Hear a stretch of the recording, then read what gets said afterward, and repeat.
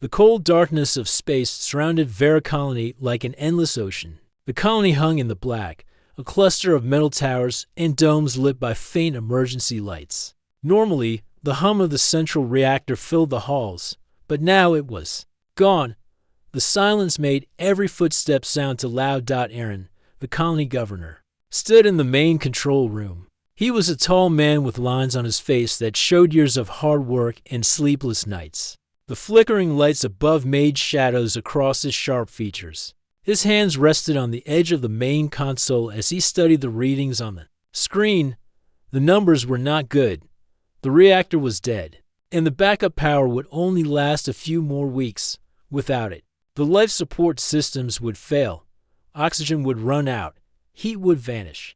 The colony would freeze. Around him, the small crew worked quickly, their voices tense but controlled. A few engineers checked the coolant levels. Others tried to restart the reactor's main core, but the readings stayed red. Aaron knew what it meant. The reactor's damage was too severe for them to fix alone. They needed help, and help was far away. The nearest friendly system was for months away at standard ship speed. No cargo ship or patrol could reach them in time. There was one option, but it was the one Aaron had tried to avoid for years. He turned to the communications console, where a young technician named Mara sat. She was focused on her screen, her fingers tapping nervously against the edge. "Mara," Aaron said, "prepare the emergency signal. Long-range frequency. All sectors." Mara froze. She slowly turned to look at him. Her dark eyes showed both surprise and fear. "All sectors?" she asked. "That includes the Sol network.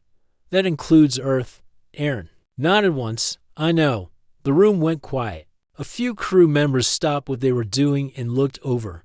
No one spoke, but the unspoken thought hung in the air like a heavy weight.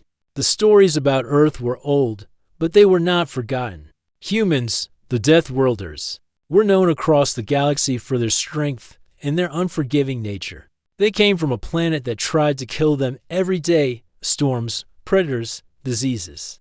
And they had survived. More than that, they had thrived. When they came into space, they brought that same will to survive, and it made them powerful. Powerful and dangerous. Mara looked back at her screen. "Governor, you know what people say. Deathworlders never help for free." Aaron's jaw tightened. "I know the stories. But stories will not keep this colony alive. We have 3 weeks of air left. If we do nothing, every person here will die. If the Deathworlders answer, maybe we have a chance." Mara hesitated, her hands hovering over the controls. "And if they do answer, Governor, what will they ask for in return?" Aaron did not answer. Right away, his eyes moved to the large viewing window at the far end of the room. Beyond the glass, the blackness of space stretched without end, dotted with cold, distant stars. Somewhere out there, Earth's ships patrolled, watching, listening. "We will pay whatever price we must," he said at last. He moved closer to Mara's console and leaned over. "Send the signal." She swallowed hard. Her fingers began moving over the controls. The comms panel lit up as she adjusted the long-range antenna, aligning it with the coordinates that would send the message across thousands of light years. She began recording the distress call. Her voice, though steady, carried a note of urgency. "This is Vera Colony, Sector 9, coordinates attached. We have suffered total reactor failure. Life support at 20%. Request immediate assistance. All ships, all factions. Please respond." She ended the message and looked at Aaron. He gave her a small nod. "Transmit." Her hand hovered over the send key for a heartbeat longer, then pressed it. A soft tone confirmed the signal had been launched into the void. Lines of data streamed down the screen as the message began its journey across the stars. In a few days, it would reach the nearest listening posts. In a few weeks, it would echo through the Sol network. The humans would hear it. The air in the room seemed heavier now. Mara leaned back in her chair, exhaling slowly. "It's done." Aaron placed a hand on her shoulder. "You did the right thing." She did not answer. She simply looked at the screen, watching the data fade into the background. In her mind, she pictured the stories her grandmother used to tell, stories of human warships cutting through, pirate fleets, of Deathworlders soldiers who fought until there was nothing left standing, of colonies that called for help and were never quite the same after the humans came. Outside the control room, the rest of the colony carried on in the dim light. Families stayed inside their quarters to conserve air. Workers rationed food and water. The temperature in the outer sectors had already dropped. Frost formed on the inside of windows. No one said it out loud, but everyone felt the clock ticking. Later that night, Aaron walked the narrow corridors alone. His boots echoed against the metal floor. He passed by the hydroponics bay, where wilted plants drooped under low light. He paused, looking at them. These plants fed half the colony. Without the reactor, they would die soon. He thought of the children he had seen earlier, bundled in blankets, their parents trying to smile for them. He kept walking until he reached the observation deck. From here, the stars looked closer, like glitter on black silk. He searched for Earth, though he knew it was far beyond sight. Somewhere, someone might already be hearing their call for help. He wondered what they would think when they saw Vera's name on their screen. Would they ignore it? Would they come? And if they came, what would they take in return? The next morning, the crew gathered again in the control room. Mara reported that the signal had reached 3 major relay stations. No responses yet. Aaron nodded, hiding his impatience. He knew the humans were cautious. If they answered, it would not be quickly. 2 days passed. The oxygen level dropped a little more each day. On the 3rd day, the long-range receiver picked up a faint ping. The signal was encrypted in a way none of them recognized. Mara worked to decode it. When the translation came through, her hands froze. "Governor," she said, her voice barely above a whisper. "We have an answer." Aaron stepped forward. On the screen, a simple message appeared. It contained no greeting, no name, only coordinates in a short sentence. Assistance en route. Prepare for arrival. The room fell silent again. Aaron felt a strange mix of relief and unease. They were coming. The Deathworlders had heard their call. Now, all they could do was wait. The message from the Deathworlders played over and over in Mara's mind each time she saw the words. Her stomach tightened. They were coming. She had sent the signal with her own hands. And now the galaxy's most feared humans would soon arrive. At Vera, for the next 2 days, life inside the colony changed. People walked the corridors with a strange mix of hope and worry. Some whispered that salvation was near. Others muttered about the price Earth would demand. The Deathworlders' reputation had reached even the farthest colonies. No one doubted their power, but everyone feared their terms. In the control room, Mara kept monitoring the long-range scanners. The humans had not shared their arrival time. Their ships were fast, faster than most vessels in the sector, and their stealth systems made tracking them nearly impossible. One moment the sky was empty, and the next they could appear above the colony without warning. Governor Aaron stayed calm on the surface, but Mara could see the tension in his eyes. He spent long hours reviewing old agreements between other worlds and Earth.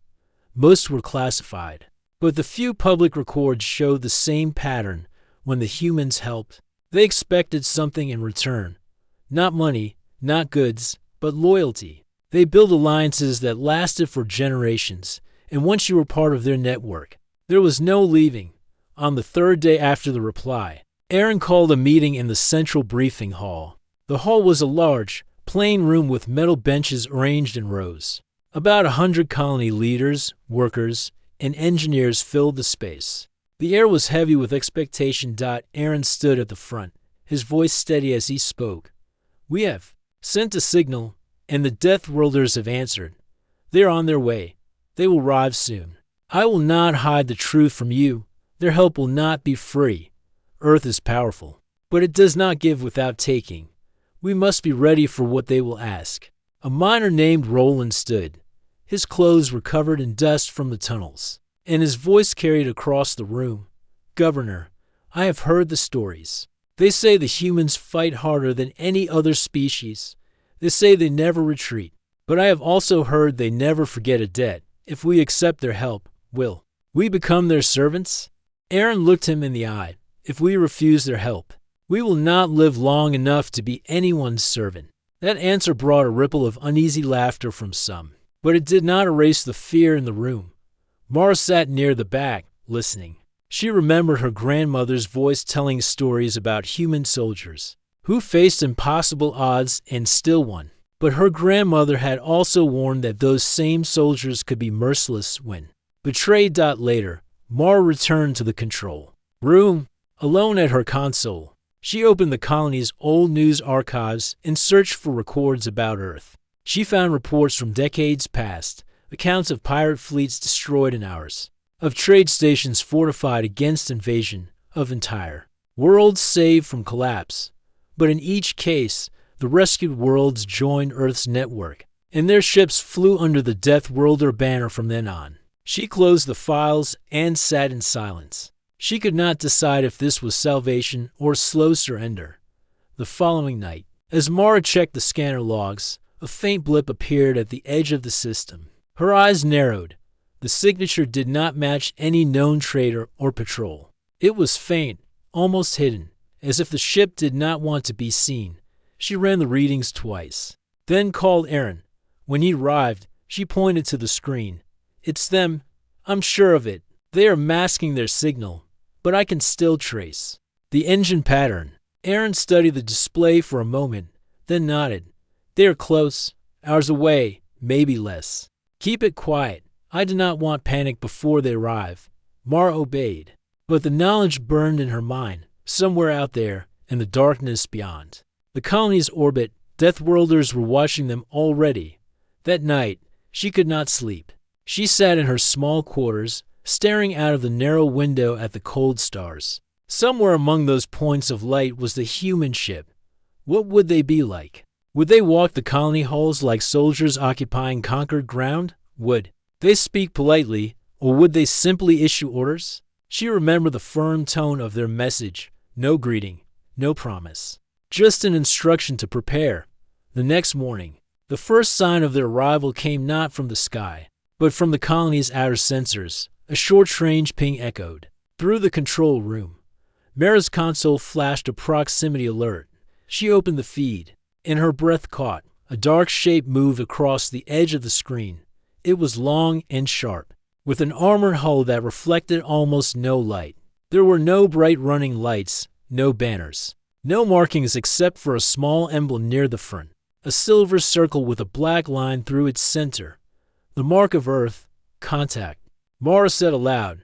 Her voice carried across the room, and every crew member stopped to listen. The ship did not hail them. Instead, it adjusted its course and slid silently into orbit above the colony. Moments later, a single shuttle detached and began its descent. Aaron arrived in the control room just as the shuttle reached the landing bay. "Stay here," he told. "Mara, monitor the channels. If they send a message, route it directly to me." "Yes, Governor." Mara replied, though she wished she could see the humans for herself through the internal cameras. She caught a brief glimpse of them as they stepped from the shuttle. There were 5 in total, all wearing dark armor that seemed built for both battle and survival in harsh worlds. The one in front was a tall woman with short hair and eyes that moved like she was always measuring her surroundings. Her stride was confident, but not rushed. The others followed her closely, their movements silent and precise. The feed cut as they entered the colony corridors, heading toward the central administration tower. Mara leaned back in her chair. The Deathworlders had arrived, and from this moment forward, nothing in Vera would ever be the same. Somewhere deep inside her, a part of her felt relief. Another part felt a warning, like a quiet voice saying the real price of survival had not yet been shown. The central administration tower of Vera stood like a steel pillar above the rest of the colony. Its narrow windows looked out across the landing platforms, where the human shuttle now rested under guard. The air inside the tower was tense. People spoke in low voices, their eyes drawn again and again to the entrance as they waited for the Deathworlders to appear. Governor Aaron stood in the reception hall, his hands clasped behind his back. He wore his formal jacket, though the fabric showed signs of age. He had met diplomats from other systems before, But this would be different. Every story he had ever heard about humans told him they were not like other visitors. The sound of heavy footsteps echoed from the corridor. A moment later, they appeared. The tall woman in front moved with a steady pace, her gaze sweeping the room. She had short black hair, a weathered face, and sharp eyes that seemed to weigh every person in sight. Her armor was black with silver trim, built for both protection and mobility. For others followed, 2 men and 2 women, each armed. Though their weapons were secured, Aaron stepped forward. "Welcome to Vera Colony. I am Governor Aaron." The tall woman stopped in front of him. For a moment, she said nothing, simply studying him. Then she gave a short nod. "Mira, Commander, Earth Defense Fleet, we received your distress call." Her voice was calm but firm, carrying the tone of someone used to being obeyed. Aaron inclined his head. "We are grateful for your quick response." Mira's eyes moved past him, taking in the hall. The guards, the faint hum of the backup power systems. "You have a damaged central reactor. Life support at critical levels. No local. Defense fleet, vulnerable to external threat." Her words were more statement than question. "That is correct," Aaron said. Mira glanced at one of her team members, who tapped a small device on his wrist. "We will begin assessment of your reactor immediately," she said.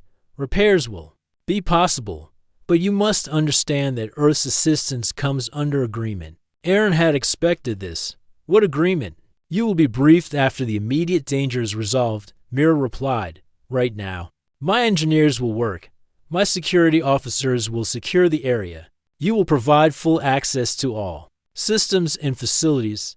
The governor nodded slowly. "Very well." Mira turned to her team. "Go." 2 of the humans moved toward the reactor complex, their boots striking the floor with a solid rhythm. The others remained with her. Mara watched all of this from the control room's internal monitor feed. She could see the humans moving through the corridors, purposeful, direct, not stopping to greet anyone. People stepped aside as they passed, some staring, others lowering their eyes. In the reactor bay, the human engineers worked quickly. They carried cases of tools unlike anything Mara had seen before, compact, silver devices that unfolded into larger machines. One of them scanned the reactor core, the blue light of the scanner reflecting off the metal walls. Aaron joined them. A short time later, Mira stood at the edge of the bay, speaking quietly into a comm unit. Aaron approached her. "How long until we know if repairs are possible?" She lowered the comm and answered without hesitation. "We can stabilize the core within 2 days. Full restoration will take longer. Your backup power will hold if we manage the load." "That will save us," Aaron said. "Yes," Mira replied, her eyes steady on him. "But survival has its terms." Her tone carried no threat, but it left no doubt. Aaron did not ask her to explain further. While the engineers worked, the human security officers began moving through the colony. They checked docking bays, storage areas, and communications hubs. Every move was efficient. They spoke little to the colonists, but every time they entered a room, the air seemed to change. Mara, still at her station, noticed something else. The humans were not only securing the reactor and defense points, they were also mapping the colony. Small drones floated from their belts, scanning corridors and storing data. She made a note of it in her logs.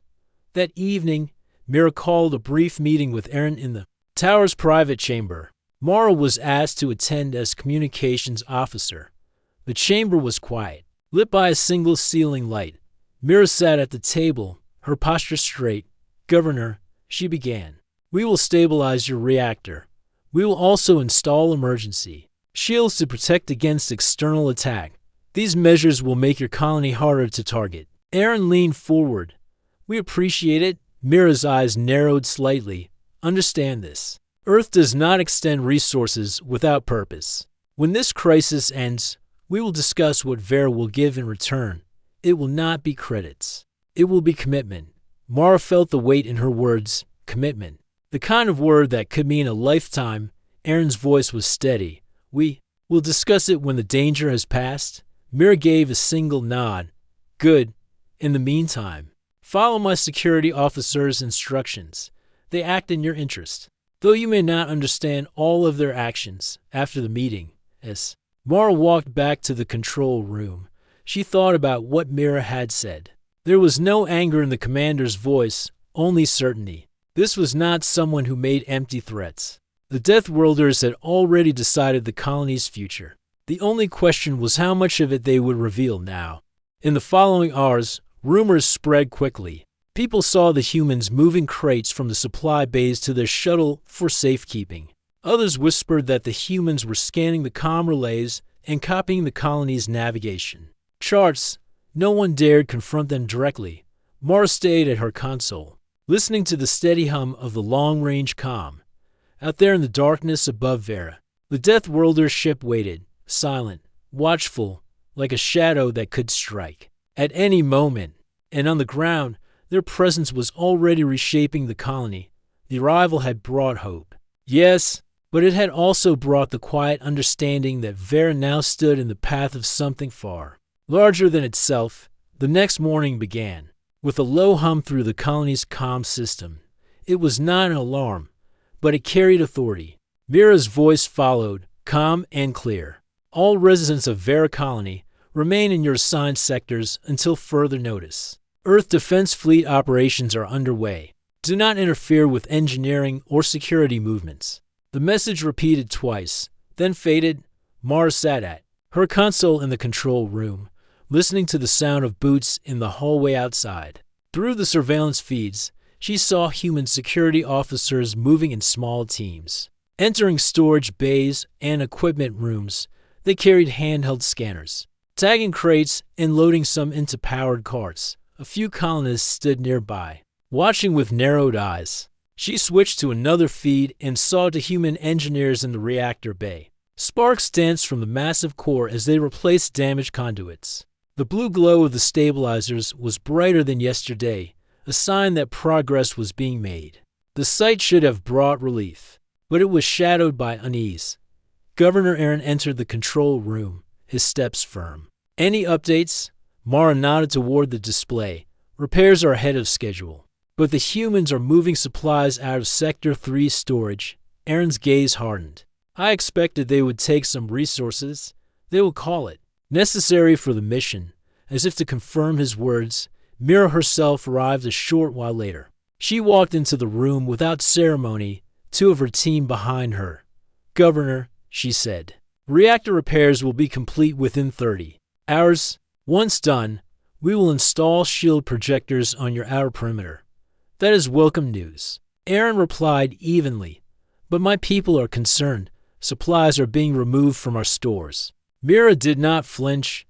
We are safeguarding essential materials on our vessel in the event of external attack during repairs. These resources will be protected. When the danger has passed, they will be returned. Her tone made it clear the decision was not open for debate. Aaron studied her for a moment, and if we do not agree, Mira's eyes stayed steady on his. Earth's assistance operates under our protocols. Without our protection, you will not survive the next threat that comes. The room was silent for several seconds. Mara could feel the weight of every unspoken thought. Finally, Aaron gave a slow nod. Proceed with your plan. Mira inclined her head slightly, then turned and left as swiftly as she had entered. Once she was gone, Mara leaned toward Aaron. Governor, they are not just protecting us. They are securing control. I know, he said quietly, but for now, we let them. Over the next day, the humans' presence became even more visible. Armed patrols moved through the market district, their armor catching the dim light. The colonists avoided direct contact, stepping aside quickly in the narrow streets. In the repair zones, human engineers worked without pause, their equipment humming with a precision that Vera's own teams could not match. Late in the afternoon, Mara overheard two human security officers speaking in low voices outside the control room. She could only catch fragments, but one sentence stayed clear in her mind. Once they're linked to the network, there's no going back. She replayed those words silently as she returned to her console. That evening, Aaron called a private meeting in his quarters. Only a handful of senior staff were invited. The room was dim, lit by a single lamp on the table. Aaron spoke in a low tone. "We are close to having power restored, but when this is over, they will name their price. We need to decide now how far we are willing to go." A maintenance chief named Loren frowned. "Governor, if they want trade rights, we can manage that. But if they want our ships or our workers, they will want both," Aaron interrupted. "And more. Earth builds alliances through service. If they claim us, we will be bound to. Their fleet," Mars spoke for the first time. "Is that worse than the raiders or the cold?" No one answered at once. Finally, Aaron said, "It depends on how much freedom remains." The meeting ended without a clear decision. Each person left with their own thoughts, but the same shadow hung over them all. The next day, the repairs neared completion. The reactor's glow returned to full strength, and warm air began flowing again through the colony's vents. People smiled in the streets for the first time in weeks. Children played in the plazas, unaware of the agreements being formed behind closed doors. But Mira was not smiling when she met Aaron in the administration tower that afternoon. She stood by the window, looking out at the colony below. "Governor, your reactor is stable. Your power grid is restored. In 24 hours, your shields will be online. At that time, we will formalize our arrangement." Aaron faced her directly. "Tell me now, Commander, what will Earth require?" Mira turned from the window. "Loyalty. From this day forward, Vera will be part of the Deathworlder network. You will send your strongest citizens to serve in our fleets when called. You will open your ports to our ships. In return, you will have our protection against any threat." Her voice did not rise. It did not need to. The offer was as much a command as a choice. Mara, standing at the edge of the room, felt her chest tighten. This was the cost they had all feared. Aaron was silent for a moment. "And if we refuse?" Mira's answer came without hesitation. "You will stand alone." There was no anger in her tone, only certainty. She was stating a fact. Aaron's eyes searched hers for a long moment, but he saw nothing there except resolve. Finally, he nodded once. "We will consider it."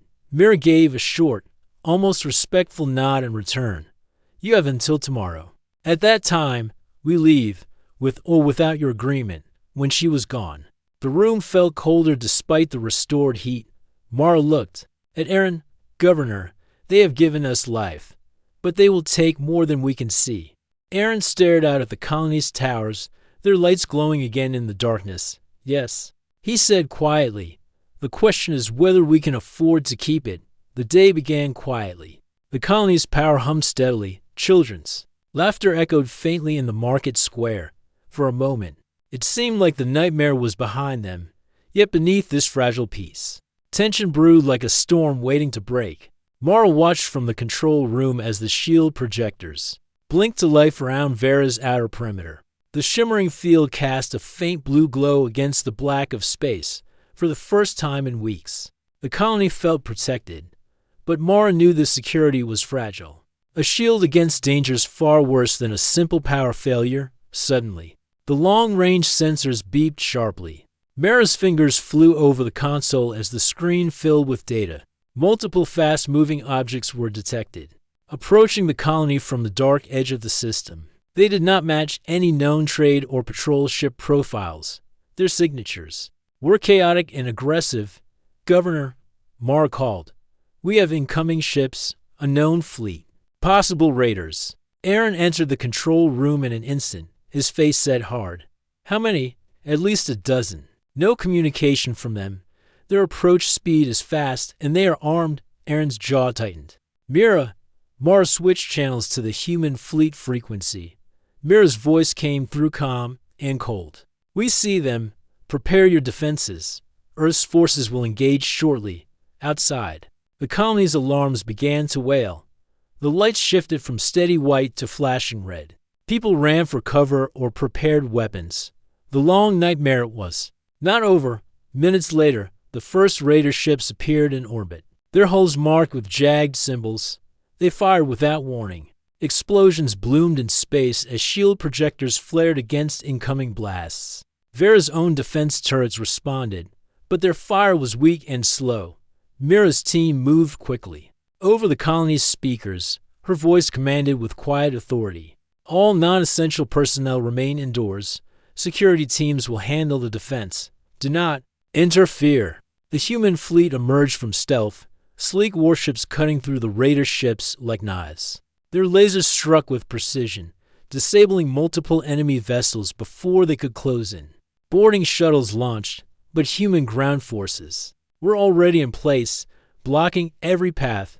On the colony's surface, the humans moved like shadows. Their armor was dark, and their weapons advanced. Raiders who tried to land found themselves met with overwhelming force. The colonists watched, fear and awe mingled in their eyes. Mara monitored the battle, heart pounding. She saw the humans coordinate perfectly with the colony's turrets, sending commands that increased their efficiency. The raiders, once confident, were quickly driven back. Despite their skill, the raiders did not retreat easily. One group attempted to breach the central reactor bay. Mira's team anticipated this and sealed all access points, engaging the raiders in brutal close combat. The fight was swift and merciless. No mercy was shown. Aaron felt both relief and dread. The humans saved the colony, but the cost was clear.